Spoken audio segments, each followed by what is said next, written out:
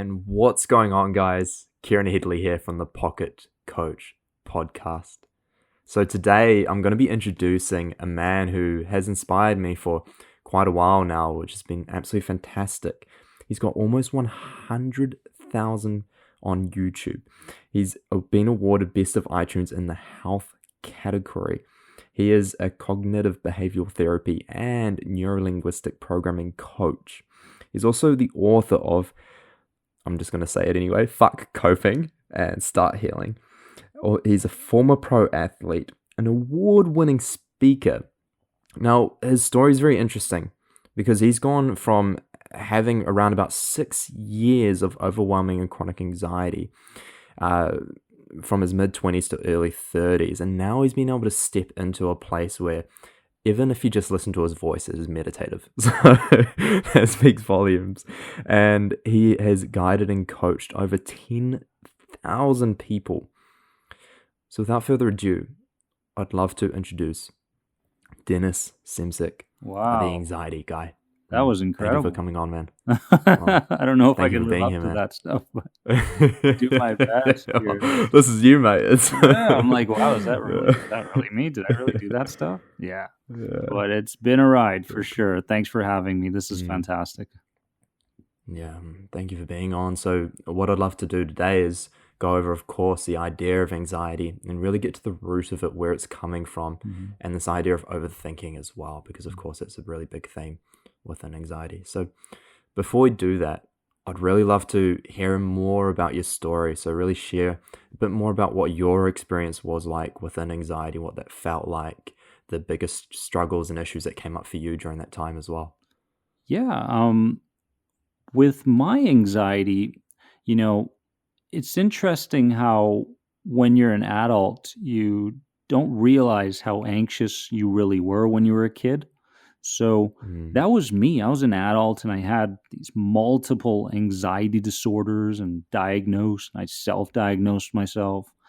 And I never realized kind of the compounding effect over these dozens of years that led to the result of experiencing this really sensitized state that I was in all the time. So, it really started with a tremendous amount of pressure from my authority figures because I was supposed to be this next massive professional athlete, and so the coaches and my dad were all on board, and we sacrificed a lot simply for a dream that I wasn't sure was really mine, which was to be a professional athlete, to be a professional tennis player. So there's this dream, and there's this kid who really doesn't know what the heck's going on and just wants to have a little fun and enjoys tennis, but he doesn't really like the amount of pressure that he feels going into each and every practice and tennis match.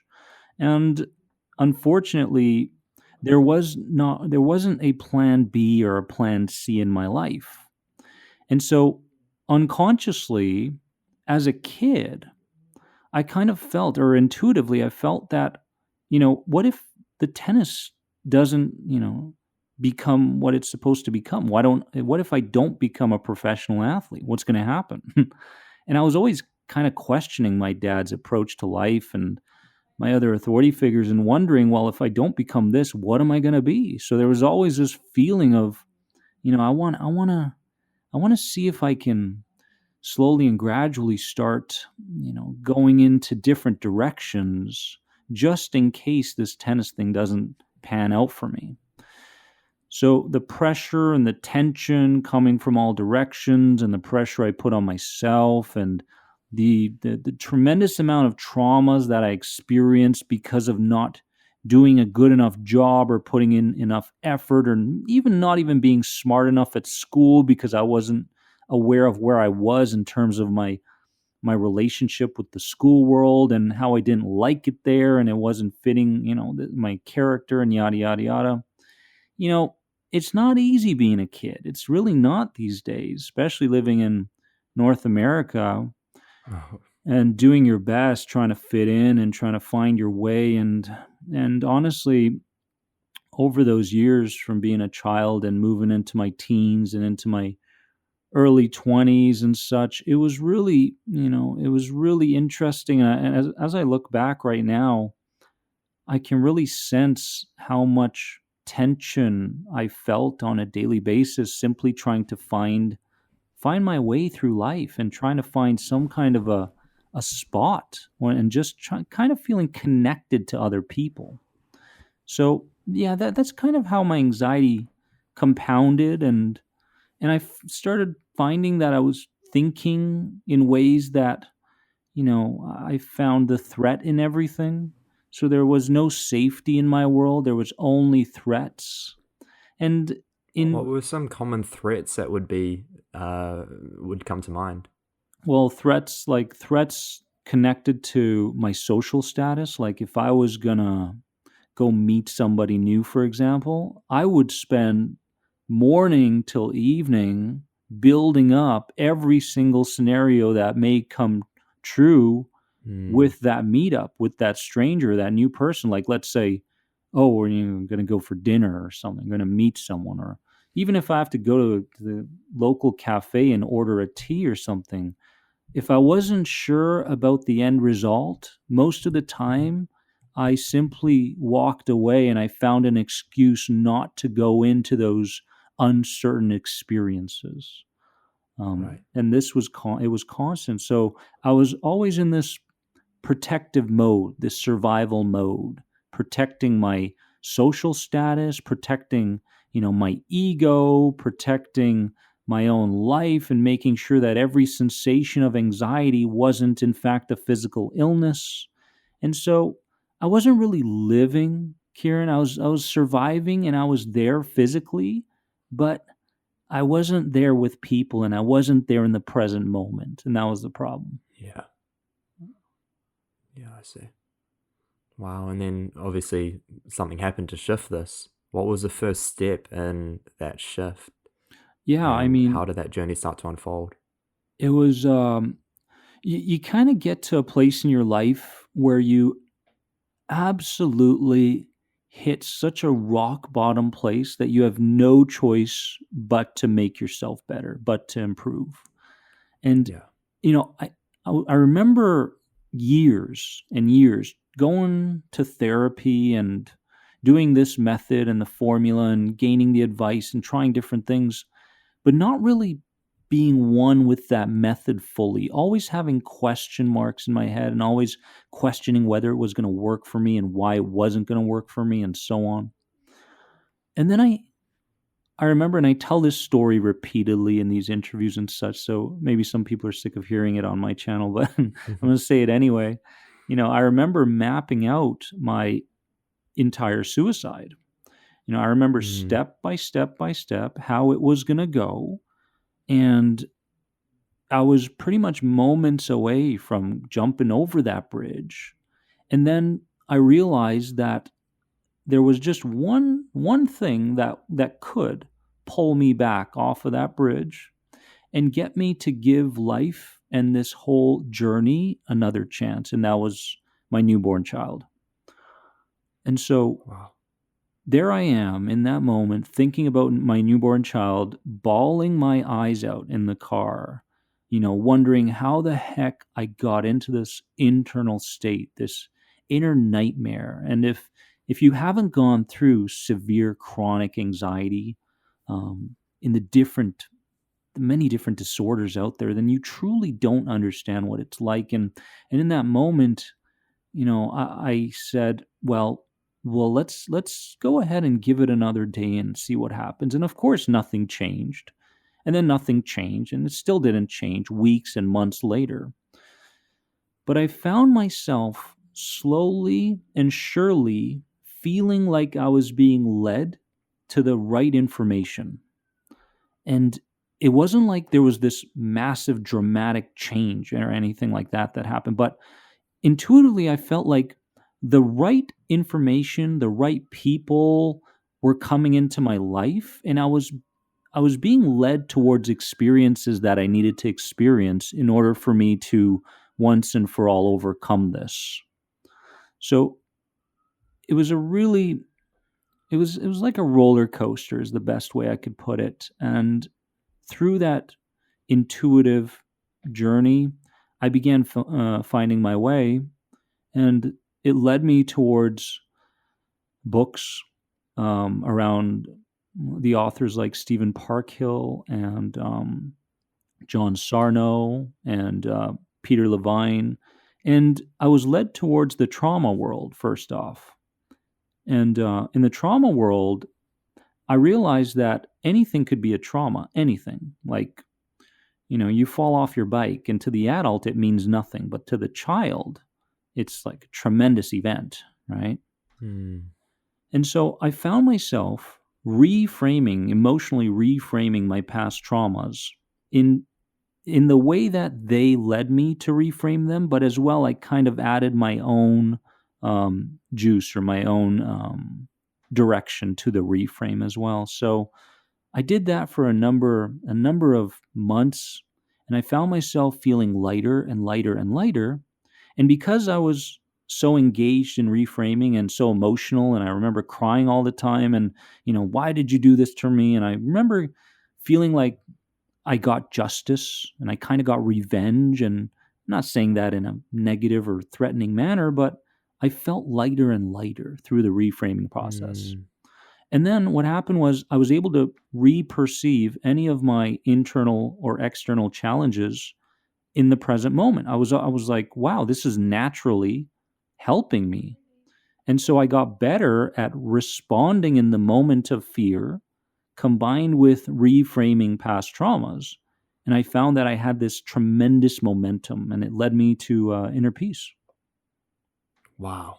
Yeah. Wow. Sorry, that took a while. That's awesome. No, that's brilliant. I loved the build up, and then all of a sudden there was this switch of, well, that led me to inner peace. So, of course, there's multiple aspects that come into play that allowed for that peace to flow. So, I'd love to hear maybe 2 or 3 main aspects or main things that you started to apply within your life, maybe even practices, whatever that might be, that have really,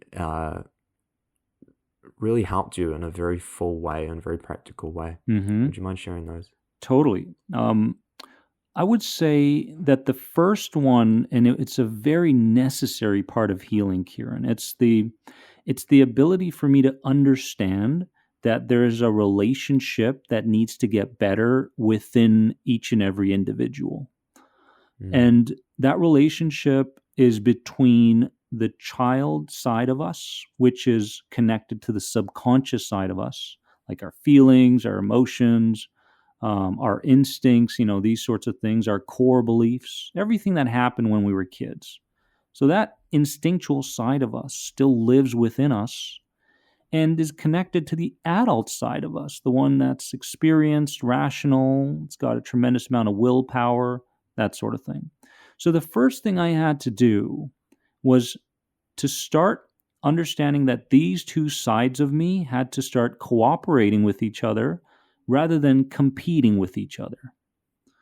So I found myself, when I got instinctual or when I started catastrophizing things, I remember the adult starting to jump in between the child side, who was being instinctual, and starting to lead my body rather than allowing my body to lead my mind, basically. So that was the first thing. I was starting to be more aware of those moments when I needed to jump in as the adult and guide the child mind. The second thing was, I remember very, very clearly, almost like a voice coming to me saying, slow the hell down. And everything I was doing was so fast. And I remember feeling like the faster I go, the more threatening my environment is, but the more threatening everything in my environment is, such as people, what I'm doing. So I realized that the faster I went, the more threatening this present situation was. And the slower I went, the safer it was. So this is kind of how my subconscious began to interpret the present situation. I started to Mm. slow down, and you'll see me. I really slow it down, like on YouTube and podcasting and stuff. I never talked this slow. I used to be so speedy. Oh man, me too. I relate to this very strongly. Yeah. So I started eating slower. I started driving slower. I started talking slower. I started to Mm. find that it was almost like I was going through the entire day in a meditative state. It was really incredible. Wow. And so I felt like I wasn't forcing life to happen and I wasn't so addicted to suffering anymore, but I was starting to become Mm. addicted to inner peace and I started to make peace with peace. So the second thing was basically slowing down. And the third one was to, again, build a better relationship with silence and darkness. This is kind of different in a world where we're always going, got things to do, right? But I Yeah. remember anytime something got silent, like if I was sitting beside someone that I was supposed to talk with, I would get agitated. It's like, oh my God, like someone's got to say something or else, but I started to think to myself, like, why? Why do I have to just spur out meaningless words just for the sake of talking?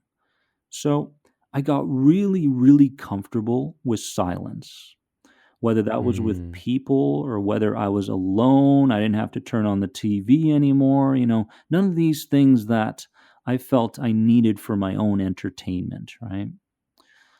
And so silence was there, but also when it got dark, I was like, "Oh my god, like I'm alone now, I don't have anybody to chat with. There's nothing going on in my life." So, I made peace with that darkness as well and I started to meditate a lot in the darkness, Mm. silence, and I found that there was a tremendous amount of insight and clarity to be gained simply by getting to a better place in terms of your relationship with silence and darkness. So those are three things that I did and I continue to do during the maintenance phase, which I've been in for years now. So yeah.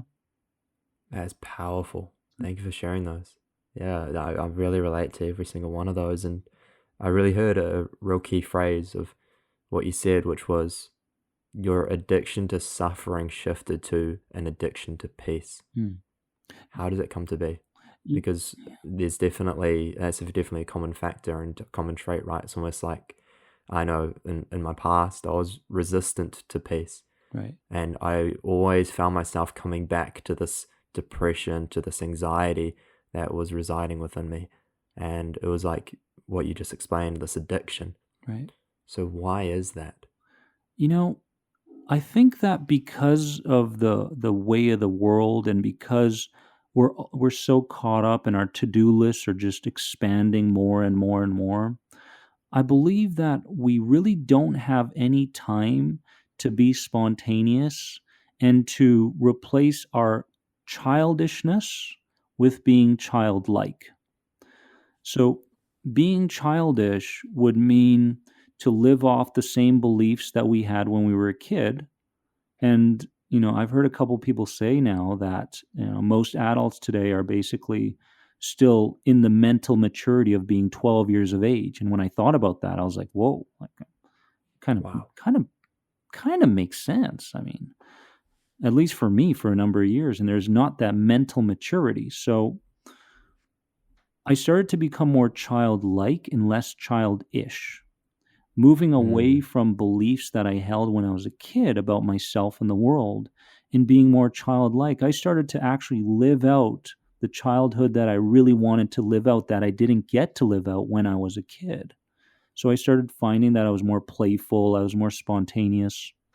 But people today are very fearful of slowing down. They're very fearful of peace. They're very fearful of being uncomfortable because there's this survival brain within us, the reptile brain, that makes us feel like if we slow down, then we are X or we're not doing enough for the yeah. world or yada, whatever excuses it is for the individual. So we never give ourselves the opportunity to slow down, experience a sense of peace, a sense of connectedness to the world itself, and therefore we're always on high alert. We're always standing guard. We're always trying to protect what we already have rather than grow into who we're meant to be. Hmm. And so Yeah. I found this to be a massive problem, and it's for me, and it's a massive problem for a lot of people out there, because a lot of people out there are living artificially. They're not authentic. They're not unique. They're living based on the mold that their authority figures wanted them to be like when they were kids, and they're living off the demands of society today. Should I say the right thing? Am I doing the right thing? And they find that they're tippy-toeing around life rather than being unique and creative. So, we're stuck in jobs that we absolutely hate. We're around people that make us feel comfortable but never lift us up. And it's all based around this idea of familiarity. Whatever's familiar is also safe. And we never really give ourselves a chance to explore anymore, as we did when we were young, really young. Yeah. Yeah. So So it's you quite a spoke journey. on these child beliefs, these beliefs that we develop it from when we're younger. And of course, there needs to be a shift there in order for us to find a sense of peace and safety and security in those environments where we would normally feel anxious. So, Mm. how does one go to actually start to shift those beliefs? Is it through a simple awareness? Is there action involved? What's the steps with shifting beliefs, old beliefs? I think I truly have to go back to my own journey for that, for the answer to that. And I never forced anything in the beginning. What a lot of Mm, people do when they take on this healing journey, and we'll just call it a healing journey, to the transformation towards becoming someone new, is they look to force their healing. It doesn't come naturally to them. So they start to, give everything they have. Like, let's say somebody gives them some advice and says, "Hey, you got to eat more vegetables." Someone who's anxious will eat like pounds and pounds of vegetables for 3-4 days, right? and then yeah. and then they'll look in the mirror, they'll check in on their physical state, and they'll wonder if they're getting better, and obviously they're not, and they'll give up on eating vegetables. So Mm, there's this feeling of, okay, if I do the right thing now, then I should be healed tomorrow. And that's the problem. yeah. Instead, there's got to be this initial level of awareness. I call it calm awareness as you go through the day. It's the idea of being open to new ideas, right? So you go through your day allowing yourself to become more open to ideas that show up spontaneously within you. So this goes in a totally different direction than overthinking. You're listening to the language of your heart, your intuition, rather than relying on your intellect all the time. Think, think, think, think, think. So the beginning steps is calm awareness, flexibility in the ideas that you have, and then it really is, the beginning stages really is related to exploration. You're just kind of exploring your potential. You're exploring kind of new role models. You're exploring new ideas and concepts that may help you in the future. You're exploring your past from another angle. So it's this ability for a person to let go and to simply take these steps of calm awareness, exploration, that will bring them the insights and the information that they need, because that's how the world works. Whatever you put out there, you're going to be getting in time. And so you're met with the right information at the right time, and the right role models and the right books and so on. And now you're on this journey towards not only healing, but healed, and then total transformation into somebody else who can go through the day with such a flow where you feel like you don't have to fight. Like today, for example, if someone came up to me and they literally punched me in the face, I would stand there, and there would just be like a 2-second period where my instincts would be like punch him back, right? Yeah. Back in the day, it was it was days, weeks where I wanted to punch someone back, let's say. Never Yeah. happened, but now Mm. someone punches me, and in that moment, I have the flexibility and the awareness to go deeper than what my instincts are telling me to do. And now I'm open to the idea of me being wrong or doing something wrong to this person, or maybe it's a suppressed thing from this person and they're taking their anger out on me, whatever it is, but I'm open to such ideas now, right? Wow. So it's totally different. Yeah. Yeah, it's beautiful. And you spoke on overthinking before, and I've actually heard you in one of your podcasts speak about how overthinking can come from avoidance, actually. And I'd love you to speak on that. What exactly is that avoidance? And how do we start to reverse that concept of overthinking? So I think from my own experience and working with people that overthinking is also, a protective response. Many people that are overthinkers are actually unconsciously afraid of facing what they need to face in order for them to transform into someone new. So the overthinking becomes this place that they can resort to in their minds in order to escape something, not to so much figure something out, but it's an escape. Because why is it an escape? Because the more we overthink and the more we feel like we're thinking about something, the farther we get from the actual solution. If you'll notice, Mm, especially with anxiety, because the anxiety compounds if we continue to do the same things that we're doing. So there's a difference between the intuitive side of us, the intellectual side of us, and the instinctual side of us. If all these three sides are working in harmony, then you've got a sense of flow throughout the day. But if someone is solely living off instincts, let's say they're just so addicted to these stress chemicals that continue to mobilize their body constantly. And they can't live without it. They got to buy the next thing, the new trend that came out. They need to go to the sporting event. They need to do this, do that. And they never slow down or give themselves any opportunities to look deeper into why they feel a sense of loss or a sense of disconnect with the world or where they are. So we got the instincts, we got the intellect that likes to overthink everything, then we got the intuitiveness. And I feel like the more intuitive we become, kind of like before we were corrupted children and believed the same things that our authority figures believed and such, we were very mm, playful, we were very open, we were very adventurous, and it's very spontaneous. Let's just go do that, Dad. Let's just go do that, Mom, without thinking about it so much. And so, our parents with really good intentions kind of led us in the direction of what they believed was right, but at the same time, they really helped in diminishing our creativity and diminishing our spontaneousness. And the truth is that the people that I've seen who have healed their anxiety or on the healing journey find that they're becoming more childlike, more playful, mm, more intuitive, more adventurous, more mm. spontaneous, and less overthinky.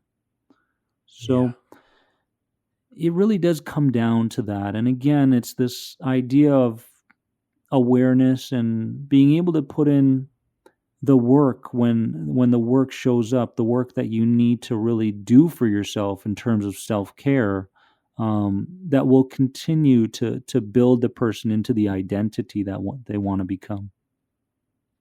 Right. Right. That's powerful. And I definitely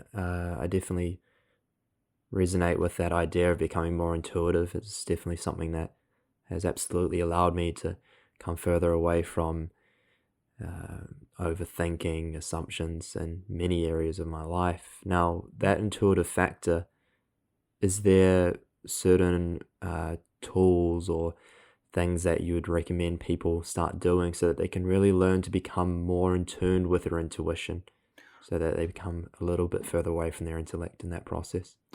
You know, when you think about intuition, I believe you need to also make sure that you have, or you start moving towards this idea of trust.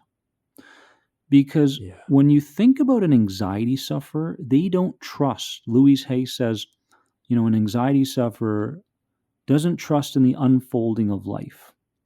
So when life happens, the anxiety sufferer, or the person that's under a tremendous amount of pressure, tension, doesn't seem to trust in what's going to happen. Therefore, they feel the need to act in ways that opposes what they really need to do in that moment.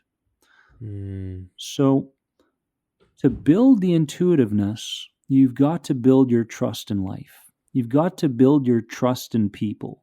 You've got to build your trust in the idea that even if something bad happens to you, it's happening for a reason. There's a bigger purpose to it. There's a learning opportunity there. And if life was always happy, if life was always certain all the time, it would be boring. yeah. It wouldn't be life. So trust is really important, and we need to make sure that we develop this trust by recognizing when we're starting to lose that trust. And even dying, even poverty, which, in the book Outwitting the Devil, really great book, by the way. I suggest anybody who wants to go in deep into this work, get that book. But talk about the two biggest fears that the devil, in his eyes, the devil is playing in terms of the tricks he's playing on human beings today. One is the fear of poverty and the fear of death. And Mm, so this energy brings in these fears and makes us believe that, if this or if X is going to happen to us, then our lives are going to be this way. And so we go about our lives doing everything we can to make sure that X doesn't happen. And in the process of trying to keep everything so very certain, what we're doing is we're engaging in more and more control. We're trying to control everything happening within us. We're misinterpreting sensations and thinking that they're physical illnesses. And um, we're really starting to move away from trust and move away from yeah. intuitiveness. So that's a starting point, really. And from there, what starts to happen is people really start to um, embrace the uncertainties of life, and they're okay with any result that may show up in their lives, no matter what happens, because they believe that in their hearts they're going to be taken care of. Everything's going to be fine in the end. And that's kind of the mindset, the approach you want to have in your life in order for you to slowly diminish this anxiety that may be arising. Right. Right. Yeah, that's powerful. You've said once, don't believe everything you feel. Hmm. What do you mean by that? So don't believe everything you feel, comes to me from more so the health anxiety world, because that's a Mm, world that I lived in, and many people that I'm trying to help are living in right now, where they feel something in their body, and they misinterpret it as being a physical illness or a developing disease of some sort. The idea of don't believe everything you feel comes from there, but it also comes from that initial instinctive reaction to an event. So you have an event and you have a feeling in regards to that event. And what happens is, if you believe what you feel, you go through that whole situation and likely uh, future situations in a very narrow minded manner. So everything is X. This situation is X. That person criticized me. They are bad. Or, they're my mm, enemy, for example. And so when you feel something and you create an interpretation based on that feeling, you're not giving the opportunity to see the situation from different angles to arise. It's impossible. But that's kind of the world we're living in now, where everybody believes what they feel. If I feel it, then I've got to think in line with it and I've got to act in line with it. Therefore, that's what's real. But they never take the chance or the opportunity to simply pause. And as simple as it is, just to pause when you feel an emotionally intense situation occurring. And in that moment of pausing, with every second that goes by, you're allowing the instincts to subside and you're allowing right thinking and intuitiveness to arise. So, anybody out there that's getting caught up in a feeling really needs to emphasize such easy but powerful skill sets such as pausing, which will bring them out of thinking in line with a feeling, and they'll truly start to understand that you don't have to believe everything that you feel. I don't remember who said it. Don't believe everything you think, but most of the time we don't think our way into anxiety, but we feel our way into anxiety. We feel anxious, and then the thoughts arise.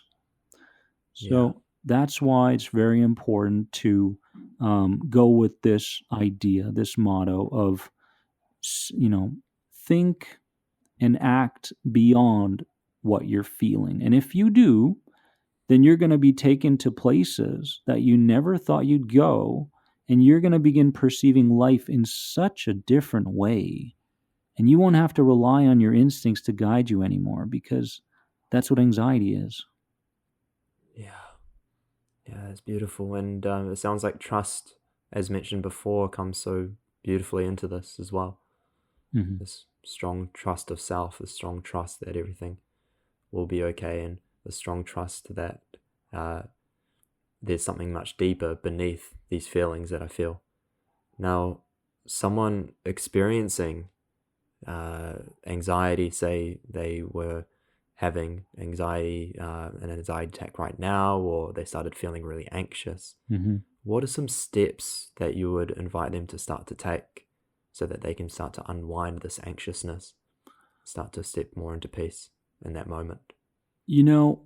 One of the things that we kind of revert to in those moments of having an attack is positive thinking and distraction methods, or anything that'll distract us from feeling what we're feeling. And,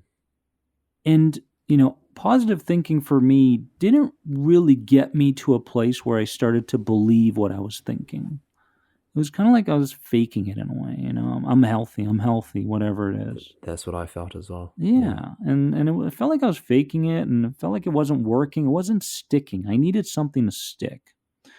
So what I realized was, in the moment, and I call it responding, instead of reacting, we're responding. We're responding to the moment of sensitivity. And in that moment, since it's the physiology, the body, that's, screaming the loudest, it's important to work with the body first in order to tame it, in order to redirect it towards a new interpretation of the situation.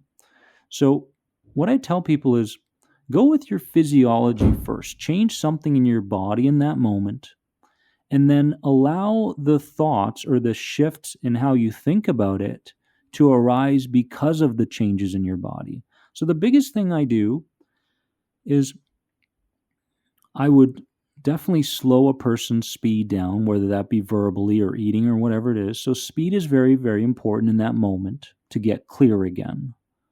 And then during an attack, what tends to happen is we become very tunnel vision like. Everything is one way. I'm dying in this moment, or that's happening, or whatever it is. So if we can just use our bodies and let's do this visually first. If I look to the left and recognize what's on my left, then I'm taking myself out of that attack. I'm taking myself out of being so narrowly focused on what's taking place in my body. So Oh, I powerful. recognize visually what's on my left, what colors are there, what textures are there, what can I touch, what's on my right, what colors, yada, yada, yada. What's on my left that I can hear? Well, I can hear this on my left. I hear the fan. Well, let me engage in that for a little bit longer. Let me look on my right. What can I hear on my right?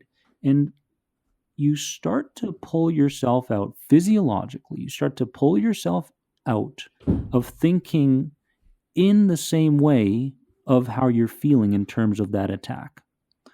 And then I'll look to the left again. What can I feel? And then I'll look to the right. What can I feel? I'll look to the left. What can I smell on my left? What can I smell on my right?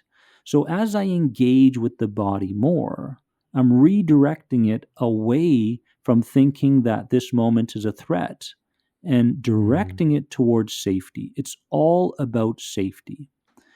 If the system believes that you are safe in this moment, then your symptoms, whether that be mental or physiological, they're going to subside. So it's all about replacing safety with threat.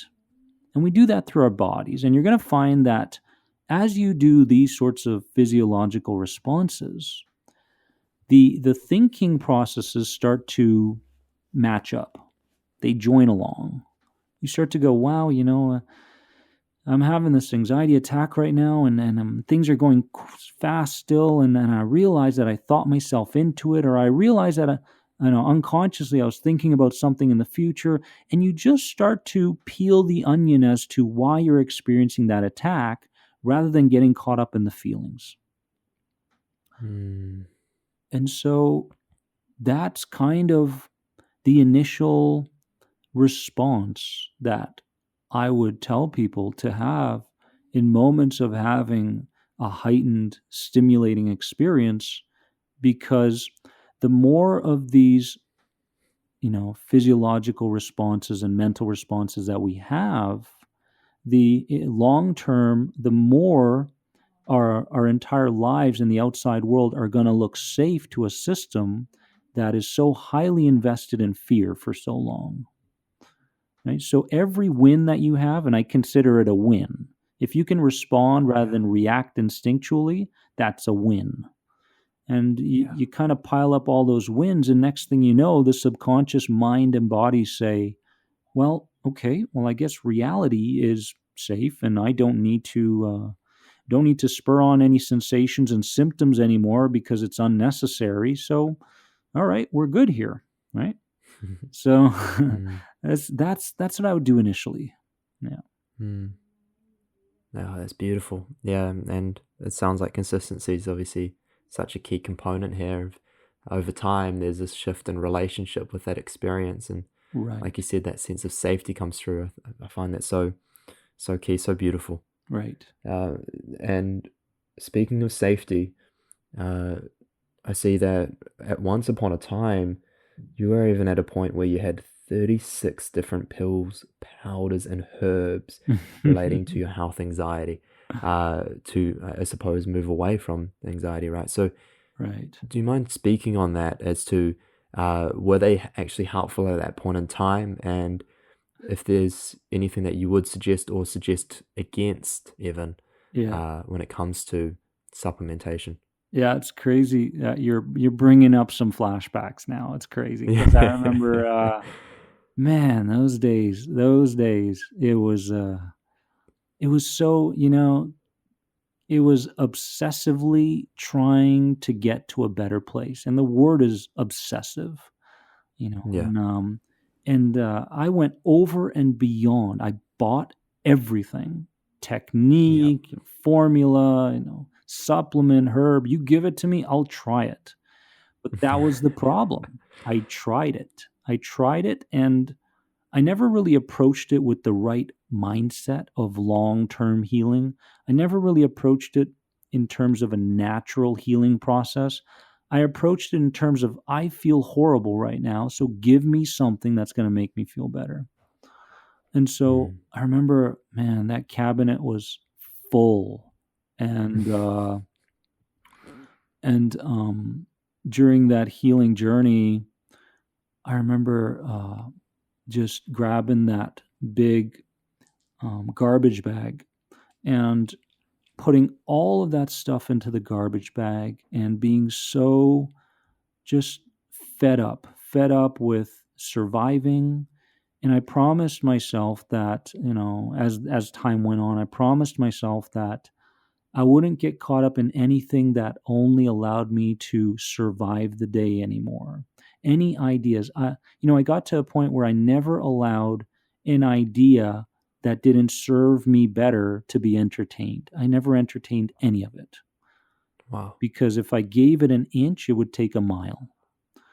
Yeah. So I had that level of awareness as I went through the day until I felt like I didn't have to be so aware anymore. Things were becoming more automatic. But those pills, man, those herbs, those powders. I mean, if I read it, I bought it. If it worked for Yeah. somebody else, I was going to buy it. If I went to the naturopath and she told me, hey, rat poison, take it.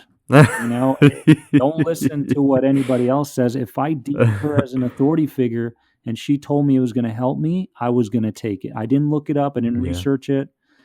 And isn't that kind of the way of the world right now, right? It's like, Oh, yeah. give it to me now, and I'm not willing to go into this long term, but fortunately and unfortunately, that long term approach and just that simple level of awareness to see what sort of things are bringing you to a place where you're becoming more sensitized and less worthy and less connected, um, will really start you on the healing journey. But I went to I had three herbs after dozens of all that stuff in the cabinet. I just said, I'm just going to take three.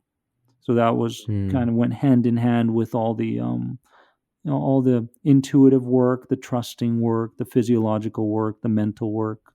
Um, and I found myself like, kind of like the feeling where you're on a beach and you run into a book that's like kind of been hidden in the sand, those movies. Like that's kind Yeah. of how it felt for me for months there. Like, whoa, like this is weird. Okay, I put it out Mm. there, and this is my intention, and this is the direction I want to go, and I've got a lot of feeling attached to it. So, um, kind of just electromagnetic energy just kind of working its way towards me, and I felt like, even if I don't get better tomorrow, I know that in time I'll be in a better place because you just feel like that's the case. So, Yeah. yeah, I mean, three herbs, and off I went and put it all together, and here we are. And what were those three herbs that so, you stuck with? so one of them was holy basil, and holy basil. I had a really hard time sleeping, and I had a Mm. really hard time and really hard time kind of just mellowing myself out to the point where I could experience something in the present moment. The next one was St. John's wort. St. John's wort was Yeah. with medication, you always want to talk to your doctor because there's some conflict there between the two. So definitely don't jump into any of these. Doctor's approval first. But St. Mm. John's wort was there, and I had a different approach to it at that point. I saw it as 6 months, 8 months, kind of long term. That's the way St. John's wort worked for me. So that was that. And then there was ashwagandha, and ashwagandha really got me into teas because I remember getting the herbs and having some ashwagandha tea, and it didn't really make me drowsy or anything like that, but I just had a sense, and you could ask me where it comes from. I don't know, but I just had a sense that it was the right herb to use. Mm. And so again, trust and that sort of stuff. And you could believe in God, you could be spiritual, whatever it is that's going to lead you. You need that kind of relationship and that companion, that source energy that says, hey, this is correct, and this is coming from your ego mind, right? this Yeah. this is kind of corrupted and it's artificial, and this is what's real. So in that Yeah. moment I started to feel what was real. I put these three together, and as I went forward in my healing, I tweaked some things. I tweaked it here, tweaked it there, based on further research and good opinions and such, and it worked. It worked. Yeah. Beautiful. Yeah. And what would your recommendations be to someone that might be seeking out those supplements, those herbs, and might even be seeking medication? Do you have recommendations around those ideas? Because I know when I went to the doctors, Mm. I was given the opportunity to get on medication straight away, as that's of course what they're instructed. However, when I went to a specialist, there was actually talk about taking a different route.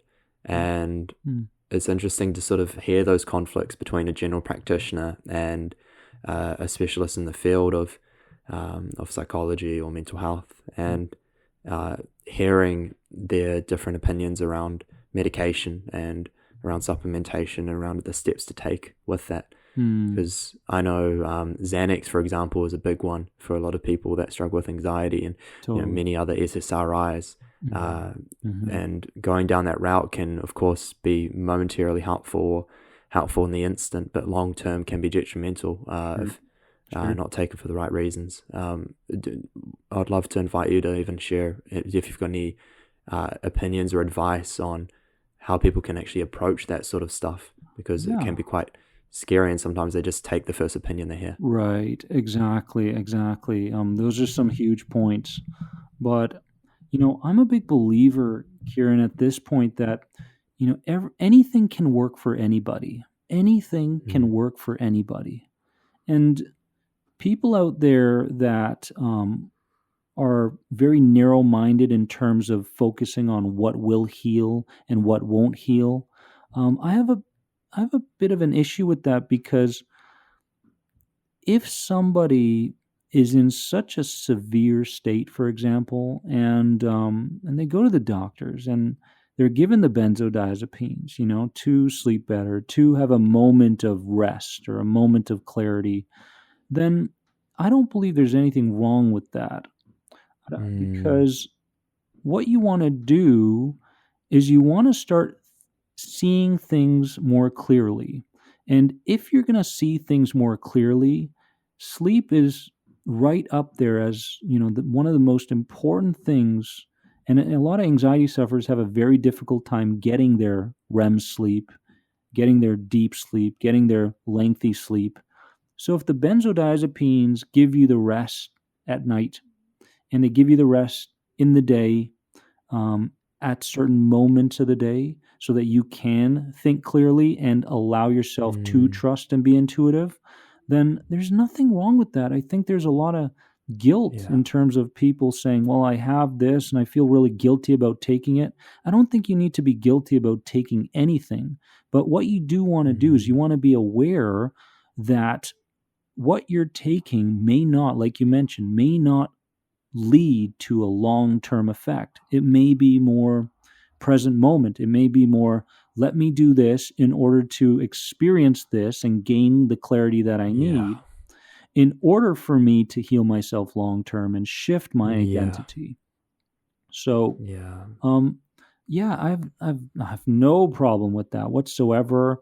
Um, would it be my number one choice? If when I look back, would it be my number one choice? I don't think so. I don't think it would be. I spent time with clonazepam. Um, I overdid it. I wasn't really going into it with the right mindset, with this kind of information and knowledge. It wasn't out there 12, 12 years ago. you know, Yeah. but I went into it saying this is going to heal me, and that was the problem. I got totally addicted to it. I was slurring my words. Mm. I couldn't function anymore. So it took me from a place of highly sensitized to, like, a blob. I was just like nothing, trying to Yeah. function throughout the day. But um, yeah, I mean, I would definitely consider everything, and I would look at it from a patient perspective, but also a long term perspective, because I believe that people today suffer from anxiety um, unnecessarily because they have no structure. They have Mm. no real plan of attack. They have no real plan of, learning how to dialogue with the subconscious mind, learning how to reframe their past traumas, getting themselves to brainwave states that are slower, like alpha brainwave states, where they can begin Mm. reprogramming themselves at the deepest levels. You know, so there needs to be a plan, and the plan must include convincing the subconscious mind of safety. That's the key. And if we look deeper into this, we can look into things such as, mild or more extreme levels of hypnosis. Although I'm not fully on board with certain types of hypnosis, but imagery exercises are fantastic. These sorts of things. But again, structure, a plan is absolutely necessary. And I would say that that plan needs to be, put together for at least a 3 month period. So 3 months is kind of where you start to feel like you can move away from being so aware and so conscious to being a little bit more unconscious and letting go. Where all the work that you've been doing starts to catch up, right? Yeah. So that's what I would suggest. I love what you talked about is the intention behind using anything, which is the means to get me to that place where I can learn to think more clearly, change my relationship with this experience so that I can step into a more profound experience. And then over time, I'll no longer actually need that supplement or that pill or whatever it is. And having that intention and understanding that, yeah, absolutely. And this is something that I definitely beat myself up for in the past, actually, was even when when I considered taking medication, I would beat myself up about it and say, no, I can't do that. I don't Right. want to rely on something. And Right. that honestly wasn't healthy. Mhm. I did end up taking St. John's wort myself, and that was very helpful at the time. Oh, But yeah, I also had that experience as well of becoming reliant on the St. John's wort to an extent where the moment that I left my house without have taken it, I'd have like a mini panic around that idea of right. not taking my that Right. St. John's wort. So Yeah. yeah, there was Yes. definitely an interesting experience of becoming reliant on it rather than actually understanding, oh, this is actually getting me to that place where I can actually start to shift these things and create new Interesting. relationships with Right. myself and with my experiences. Yeah. Cool. So thank you for sharing that. I definitely resonated with a lot what you said there. Definitely. Um, I'd love to just touch on one more point and then we'll wrap this up, which is you've mentioned before alcohol was my mini vacation, and that resonated with me because when it came to alcohol and sex, actually, Mm-hmm. there were two big factors that became almost like, and once upon a time it was pornography as Mm-hmm. well. Mm-hmm. But these things were my mini vacations in a way of getting away from that pain, my vices, if you will. But that took me away from actually solving the issue and Right. getting to the root of it. So I'd love you to speak on that briefly as to what you meant by it's your mini vacation and whether or not that's actually beneficial sometimes or whether it's actually important to take away the vices and look at it directly. Yeah. I mean, when it came to alcohol for me, it was really a love-hate relationship because um, in the initial moments of having the drink, and I felt a sense of trust in letting go. And in that moment, I experienced, a part of me that I really didn't entertain too often and I neglected, a part of me that was social with people, a part of me that wasn't so constricted in my body, a part of me that was actually like if it was at the bar, I would go play pool. You try to Mm. get me to play pool in an anxious state throughout the day. Heck no, I would never do that. I remember going up and singing karaoke, these sorts of things. And I found, wow, like this really gives me an escape, like an inner escape, and I can be who I want to be. And who I really wanted to be was someone who was genuine and someone who didn't only think about themselves, because I Mm. believe that a certain amount of anxiety comes based on being selfish, and selfish can be a very negative term, but in this context, it's not. So, um, yeah, it gave me a release. It gave me the ability to become who I wanted to become for a brief moment. Even if it was brief, I accepted it.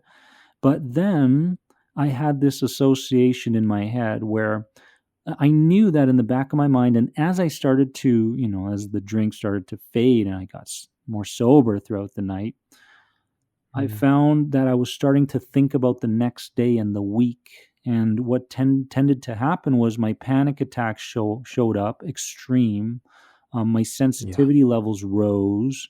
I was in a place where before I drank, it was like 5 to 7 times worse than before I was drinking.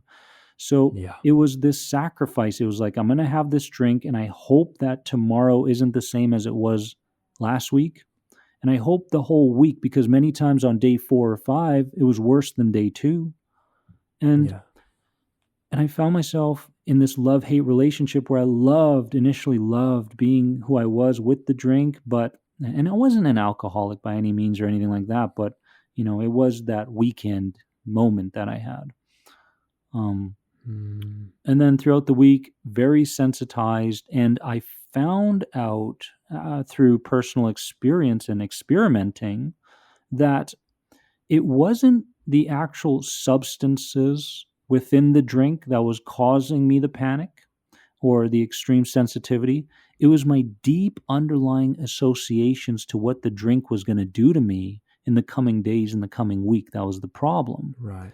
So when I started to approach the drink or even the sip of wine or whatever it is differently, I created a new association, a new pairing in my brain, and I consistently worked on that. And I emotionally got invested in this new idea that drinking a glass of wine equals a calming effect tomorrow. Then I started, my system started to catch up. It was like, wow, is this really the case? So, for many people, it's this love-hate relationship, but um, instead of these kinds of mini vacations that don't serve your healing, what really needs to show up is mini vacations throughout the day that are more productive and more in line with this healing journey. Like a mini Mm. vacation in terms of a warm bath, even if that bath is like 3 minutes and you allow yourself Mm. to let go and be calm for like 1 minute, that's a win in my books. That Yeah. sort of thing. You go for a walk and you're internal and you're sensitized for 15 minutes of that walk, but for a 5 minute period you were engaged in everything on the outside. That's a win. So these are the mini Mm. vacations where we give our systems the time to relax, the time to let go, and to spur on creativity, to spur on deeper insights and deeper clarity, because it's the insights that heal people. I tell people this all the time. It's not the doing, it's not the changes, it's not the behaviors, it's the insights that come from those things.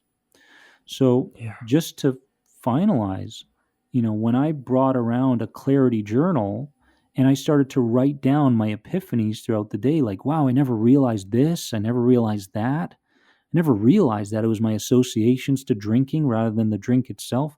I started to heal myself.